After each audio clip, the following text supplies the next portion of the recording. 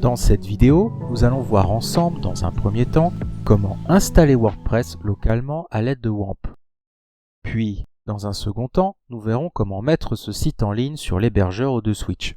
Pour l'installation de WAMP, une vidéo issue de ma formation intitulée « Modélisation des bases de données, méthodes Meurize et UML » lui est consacrée. Vous la trouverez en haut de votre écran ou dans la description de la vidéo.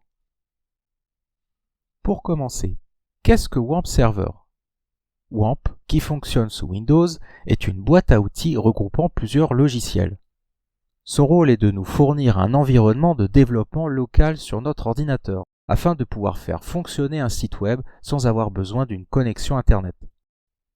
Concrètement, WAMP nous permet de simuler un serveur web directement sur notre machine. Il comprend notamment MySQL qui va nous permettre de créer et de gérer une base de données relationnelle. En effet, un site WordPress a obligatoirement besoin d'une base de données pour stocker ses contenus, comme les articles, les pages, les utilisateurs ou encore les réglages du site. WAMP inclut également le langage de programmation PHP qui est le langage utilisé par WordPress. Dans un premier temps, nous allons télécharger la dernière version de WordPress directement sur le site wordpress.org. En haut à droite de la page, cliquez sur le bouton « Obtenir WordPress » puis « Télécharger la dernière version disponible ». Une fois le fichier téléchargé, vous pouvez le décompresser. De mon côté, je l'ai déjà téléchargé.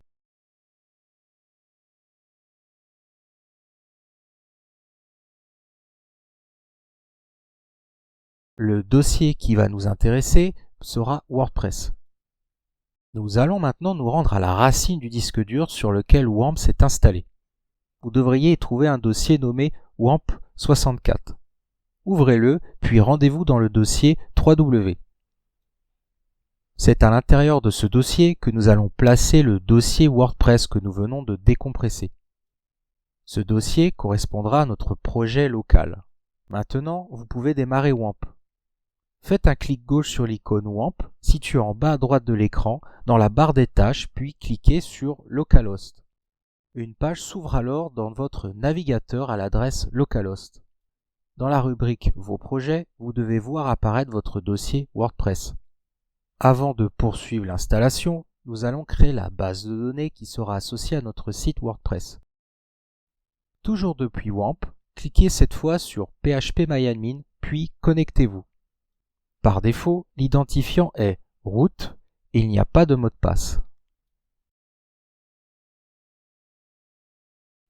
Dans le menu de gauche, cliquez sur Nouvelle base de données.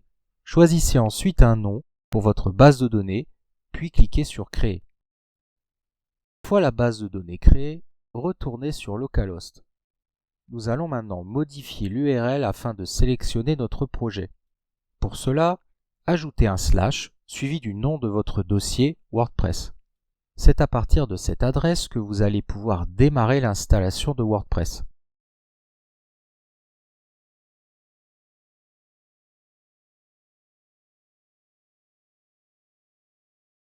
Dans un premier temps, on donne le nom de la base de données que nous venons de créer.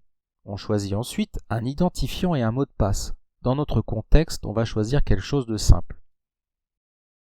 Ensuite, gardez les autres éléments par défaut. Dans les informations supplémentaires, on vous demande le titre de votre site. C'est quelque chose qui sera éventuellement réutilisé par votre thème. Vous devez ensuite choisir votre identifiant et mot de passe associé pour vous connecter à votre site. Choisissez ensuite votre email.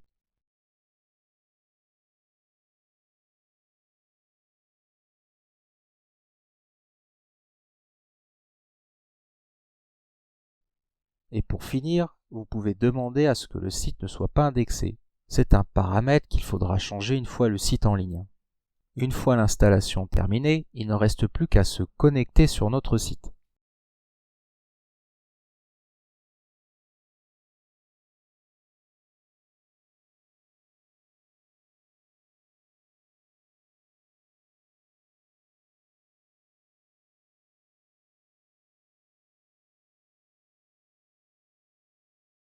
Maintenant que WordPress est installé, on va le mettre en ligne manuellement sur O2 Switch. Pour ça, le processus se fait en deux grandes étapes. D'abord, on va préparer les fichiers en local, ensuite on les enverra sur O2 Switch. La première étape consiste à installer le plugin Better Search Replace. Il va nous permettre de mettre à jour les liens absolus qui pointent encore vers notre adresse locale. Ensuite, on va faire une copie de notre base de données locale. Puis, on modifiera le fichier wp-config.php pour prendre en compte la future base de données, l'utilisateur MySQL et le nom de domaine. Je vous recommande fortement d'en faire une copie avant toute modification. Pour l'avant-dernière étape, on va ajouter un fichier robot.txt à la racine du projet WordPress. Ce fichier permet de donner des règles de référencement aux robots des moteurs de recherche, mais aussi de désigner le fichier sitemap.xml. Alors si vous ne savez pas ce que c'est, le sitemap est un inventaire de toutes les pages du site. On peut soit le créer manuellement ou à l'aide d'un plugin. Je vous laisserai vous renseigner sur cette étape. Et enfin, on modifiera le fichier .htaccess qui va nous permettre ici de forcer l'utilisation du protocole HTTPS. On passe maintenant à l'inventaire des étapes à réaliser sur O2 Switch. D'abord, il faudra configurer notre nom de domaine, puis lui joindre un certificat SSL afin d'avoir le protocole HTTPS. Ensuite, on créera une base de données, un identifiant MySQL, et on lui donnera les droits sur cette base. Quand ça sera fait, on téléversera notre WordPress depuis le gestionnaire de fichiers. Autre point important, quand on met en ligne un site WordPress, c'est de mettre à jour les permaliens. On vérifiera ensuite que la base de données est conforme avec le plugin Better Search Replace. Et finalement, on rendra le site visible depuis les paramètres du site WordPress. Alors on va ajouter maintenant l'extension Better Search Replace. Donc on va dans Extensions puis Ajouter une extension. Ensuite, en haut à droite, dans Rechercher des extensions, on tape le nom Better Search Replace. Et on fait installer maintenant sur le bon plugin. Voilà, on active maintenant le plugin. Ensuite, on va devoir retourner sur WAMP pour pouvoir exporter la base de données. Donc, on va dans WAMP, phpMyAdmin, on se connecte, donc ne pas oublier son mot de passe, et ensuite on sélectionne la base de données qui était WordPress Test. Ensuite, tout en haut, on va aller dans Exporter, et une fois que c'est fait, on va mettre Exporter de nouveau. Et on va récupérer notre base de données normalement par défaut dans le dossier téléchargement de Windows. Voilà, et on garde ça de côté pour l'instant. On en aura besoin lors de la mise en ligne du site. On va commencer par le nom de domaine et son protocole HTTPS. Dans l'espace technique d'O2 Switch, on va simplement dans la partie domaine. On part du principe que vous venez de commander un nom de domaine chez O2 Switch. Dans Domaine configuré, ça va vous permettre d'ajouter ce nom de domaine à l'hébergement. Et la partie sous-domaine, que je vais utiliser ici, permet de créer un sous-domaine à partir d'un domaine existant. Je vous montre d'abord comment ça fonctionne avec Domaine configuré. Ici, vous entrez le nom de votre domaine dans Nom du nouveau domaine. Par exemple, si vous avez commandé abcd.fr, vous tapez exactement abcd.fr. Ensuite, vous cliquez sur Ajouter un domaine. Une fois que c'est fait, le domaine apparaît en bas de la page. De mon côté, je vais plutôt créer un sous-domaine. Dans Sous-domaine, je vais l'appeler Test. Puis, juste en dessous, je choisis le domaine auquel il doit être rattaché. Je clique sur Créer et là aussi, il apparaît en bas de la page.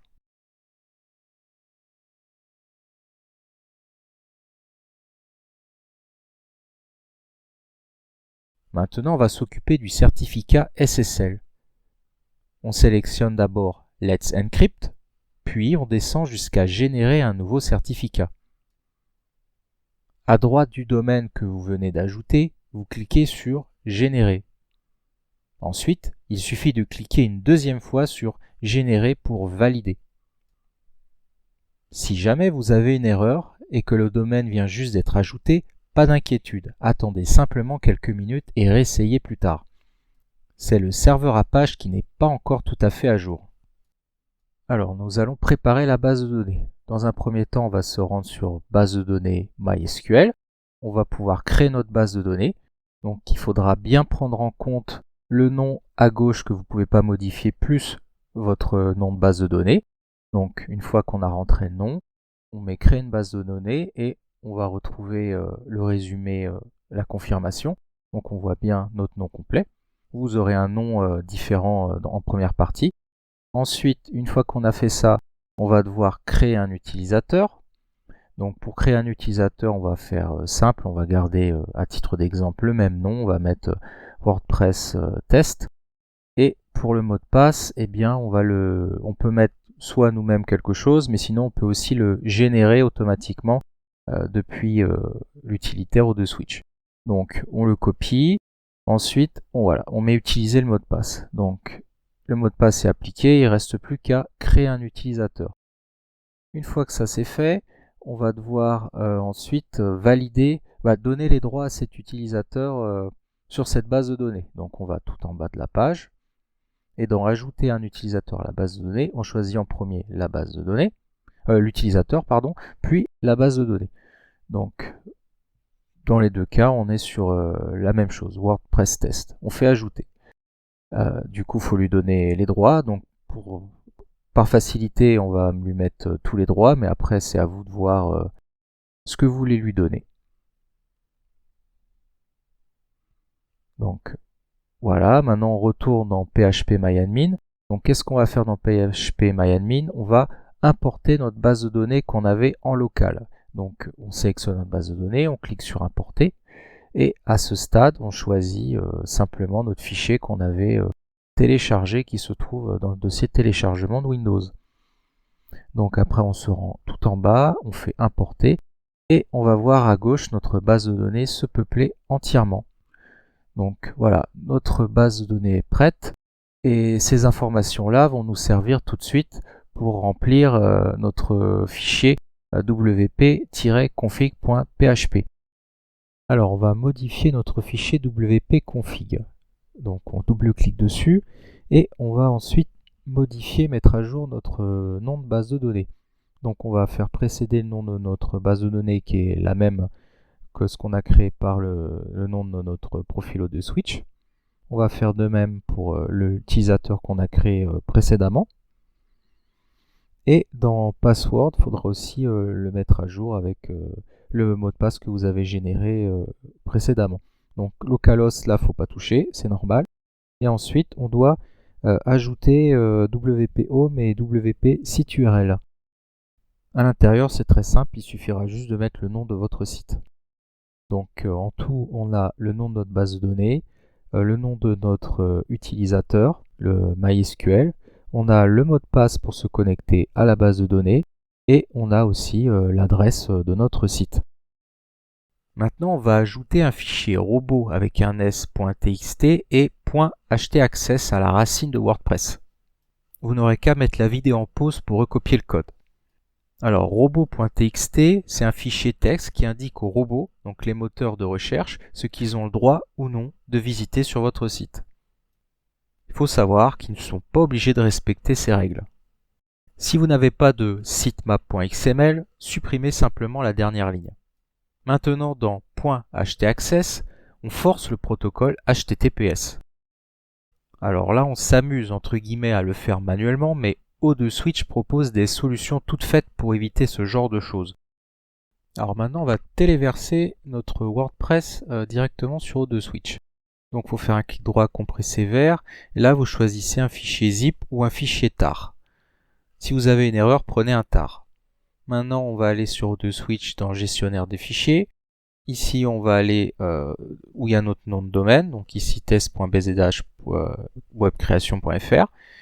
Ensuite, dans téléverser, on va sélectionner notre fichier. Donc ici, on va simplement le faire glisser.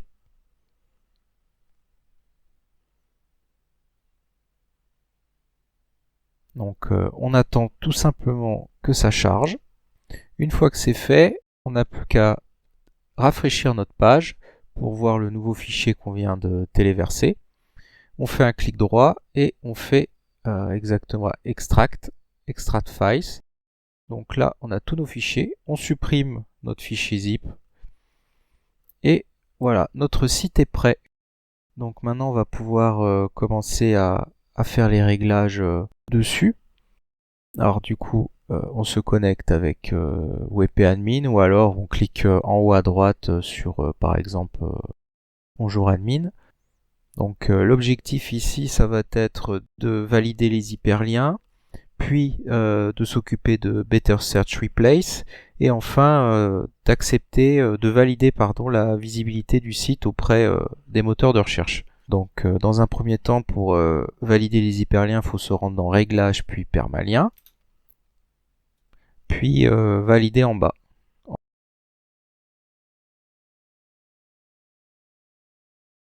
Ensuite, on va aller dans Outils puis Better Search Replace. Dans Recherche, on va taper http localhost. Donc ça va détecter notre version locale. Et on va mettre par quoi la remplacer. Donc là, on met simplement https et ainsi de suite et on tape le nom de notre domaine. Donc ici test.bzhwebcreation.fr.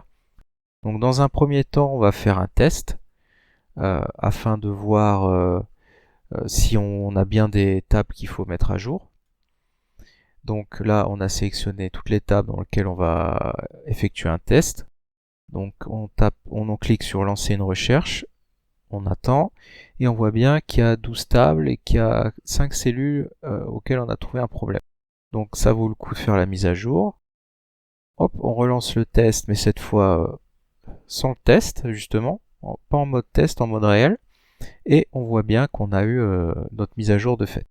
Ensuite, on va se rendre pour modifier la visibilité du site. Il suffit simplement de cliquer sur demander au moteur de recherche de ne pas indexer ce site. Voilà, on y est. Alors, nous avons effectué toutes les étapes nécessaires pour la mise en ligne manuelle d'un site WordPress sur O2Switch. J'espère que cette vidéo vous aura aidé. Et si vous voulez une méthode plus simple, O2Switch propose aussi 2 outils, Softaculous et WP Tiger. Une vidéo à ce sujet est disponible sur ma chaîne. Et si O2Switch est un hébergeur qui vous intéresse, n'hésitez pas à passer par mon lien en description pour bénéficier d'une offre avantageuse.